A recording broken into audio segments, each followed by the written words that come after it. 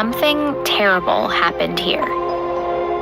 And for decades, people didn't talk about it. I was an adult before I ever heard about it. It was something that was hidden. This entire historic community was obliterated. Bodies dumped in rivers, bodies dumped in mass graves. It was an absolute massacre. This story isn't one you'll find in most history books. And almost 100 years later, the facts of what exactly happened that day are still unraveling. So we're driving in what's known as Black Wall Street. It's where one of the nation's worst episodes of racial violence took place. In 1921, a neighborhood in Tulsa, Oklahoma called the Greenwood District was a bustling community of Black-owned businesses. Tulsa locals know that period of Greenwood's history as a kind of golden age. If you can imagine just like an old-time downtown, things like movie theaters, pharmacies, hair salons, and so forth. They called it Black Wall Street. It was a mecca. It was a huge success. But Black Wall Street was also an anomaly. It thrived at a time when the KKK was incredibly active in Oklahoma, and the nation had just been through the Red Summer of 1919, when white mobs murdered Black people in dozens of incidents across the U.S. There needed to be a sort of match or an igniter tossed on these embers. And that trigger event was an incident that involved two teenagers, Dick Rowland, 19-year-old Black boy who shined shoes downtown, Sarah Page, 17-year-old white girl who ran an elevator in a downtown building called the Drexel Building. He went to the building, boarded the elevator, something happened, Sarah Page began to scream. They both ran out of the elevator. Now, we don't know exactly what happened in this elevator, but a day later, Rowland was arrested and taken to the courthouse. The local newspaper ran an article claiming Rowland had assaulted Page. Even though Page refused to press charges, the article was essentially a call to action for whites. A large white mob began to gather on the lawn of the courthouse. Dick Rowland was in jail on the top floor. A number of Black men, several dozen, marched down to the courthouse to protect him, some of them armed. There was a struggle between one of the Black men in the small group and one of the white men in the larger group, and things sort of went south from that point. Hundreds of white people descended upon Black Wall Street, armed. Black residents withdrew behind the railroad tracks that marked off the Greenwood District. Some of them were armed and fought back, but they were outnumbered by the white mob, which shot their way through.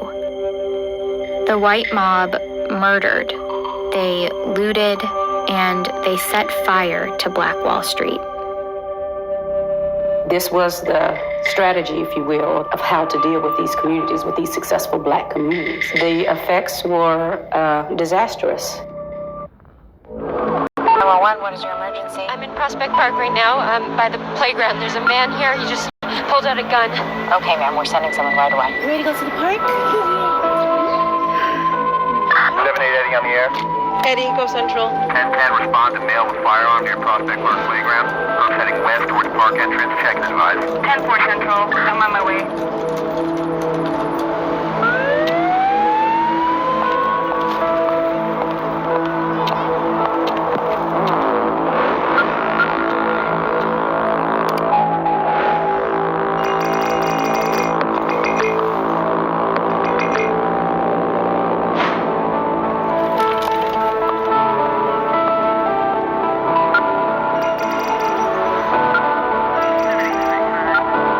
What chance do crime and corruption have when technology unites the forces of good?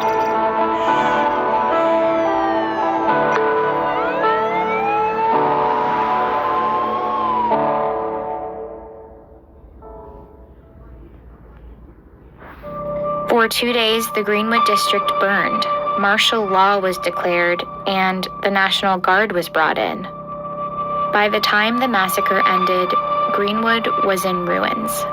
More than 1,200 homes were destroyed, and 35 blocks burned. The exact number of casualties is harder to pin down, Some initially only reported that white people died. Others reported somewhere between 30 and 100 mostly black casualties. But estimates now put that number closer to 300. As for those that survived, thousands of them lived in tent cities in the months that followed, and were left to pick up the pieces of rubble they once called home. After the massacre, the cover-up started. Records went missing from city files, including the very article that started it all. It makes photos from this time all the more important as part of the historical record. But back in 1921, these images served a very different purpose. So photo postcards like these were pretty widely distributed after the massacre. At the time, they were a part of white supremacist culture and kept as souvenirs of racially charged crimes. Now they're preserved to make sure this part of Tulsa's history isn't forgotten, and they paint a clear picture of how much destruction there was that day. On the postcards, it's called the Tulsa Race Riot, a name that itself sort of erases what really happened. By calling it a riot, it's a way of trying to rewrite the history, assuming that there were both sides at fault, and that was not the case. I call it a massacre, and I call it that because that's what it was. Greenwood eventually rebuilt, but nearly a century later, there's a part of this story that still haunts the city. No one actually knows where the victims' bodies are. We got to find our people. We got to put them at rest. If not, we'll continue to be haunted by what was done so many years ago. Cabin Ross, a local writer, is one of many in Tulsa descended from people who lost everything in the massacre. So in this cemetery, there are only 2 official victims of the Tulsa Race Massacre. How many victims do you think there are? After all these years, I think 300 is putting it mild. In 1997, the city finally put together a commission to study the massacre and help piece together what happened in 1921. They compiled records and eyewitness accounts. The bullets were just raining down over us. They set our house on fire and went right straight to the curtains and set the curtains on fire. These accounts are especially important now because none of these survivors are alive anymore. And they also provided new information. Some mentioned trucks, like this one, loaded with victims of the riot. One riot witness in particular came forth testifying that he saw bodies being dumped in Oaklawn Cemetery. This is it. This is the area. Wait, before you scroll away, you need to hear this. Republicans across the country are moving fast. Using the survivor accounts, records, and eventually radar, the city was able to pinpoint 3 locations with anomalies in the soil. Only one step was left, to excavate. But it was something the city at the time wasn't up for doing. For many Tulsans, it was a part of history best forgotten and not worth investigating. In some ways, today, that sentiment remains. Kind of waste of money. Why do you think that?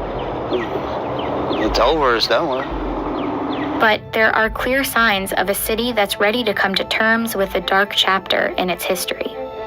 Honestly, that's a lot of missing people that probably had families. We owe it to the people whose blood has actually fertilized the grounds of this place. There was a tremendous amount of racism. Injustice plus time does not equal justice. Today, a new mayor is reopening the investigation. I think a pretty basic compact that a city makes with its citizens is if somebody murders you, we will do everything we can to find out what happened to you and give your family closure. And whether you were murdered yesterday or you were murdered 98 years ago. The city will be looking into the 3 areas that the commission noted. That process of finding out what lies beneath Tulsa and DNA matching any remains with descendants could take years.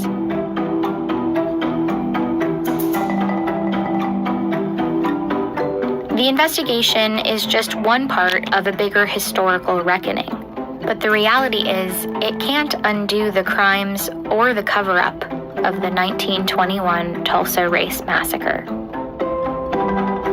This story is the greatest conspiracy of silence that I've ever seen in history.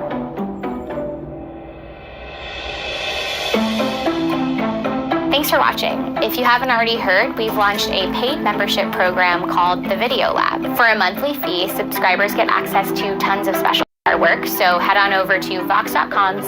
Shalom, giving all praises to Yahawashi, Yahawashi, the bonus, the apostles and the elders, the GMS that rule and teach world of scriptures. Salutations to the Akim that are doing this work in truth and faith and in all sincerity. That was a short video. What you just viewed, it was about the Tulsa, Oklahoma. Now, as we know, Esau Edom did reconnaissance on that particular area, okay, to destroy what Jake had left, okay, as far as like building businesses, thriving in Esau's economy, and and it's in Esau's financial economy, basically. So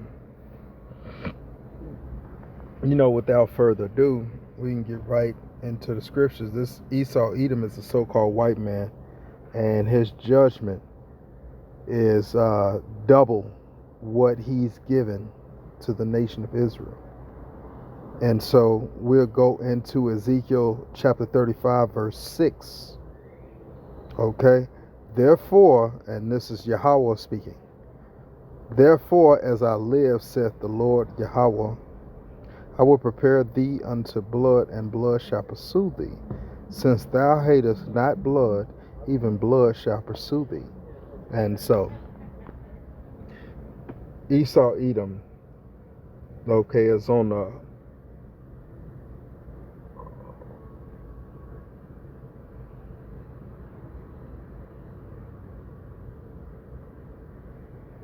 he's basically on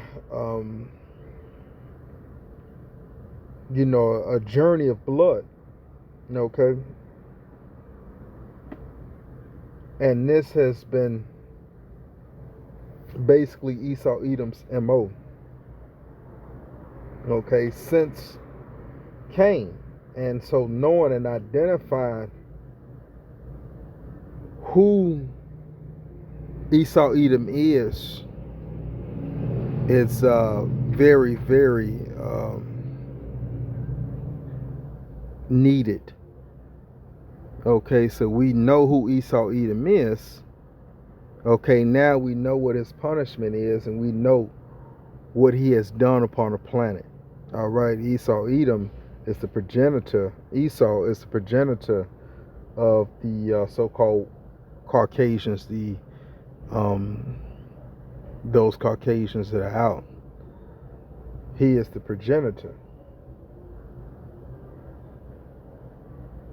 Okay, and it doesn't matter what part of the world that they're in.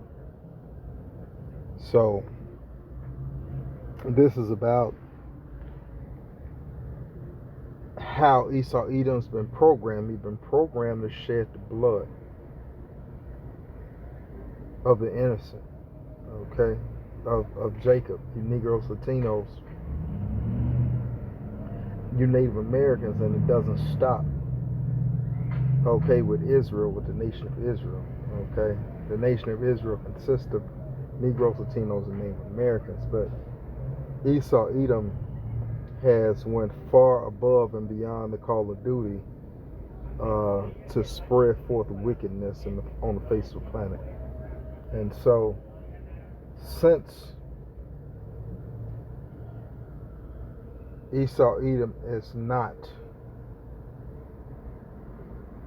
stopping the shedding of blood,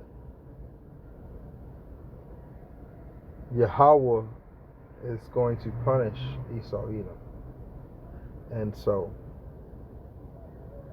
reading on, it says, thus will I make Mount Seir most desolate, and cut off from it him that passeth out, and him that returneth. And so, that's just a short skit. Lord willing, you Akim, were edified, giving all praises to Yahawah, bahasham Yahawashi, bahasham Rakar Kodash. And until next time, Shalom.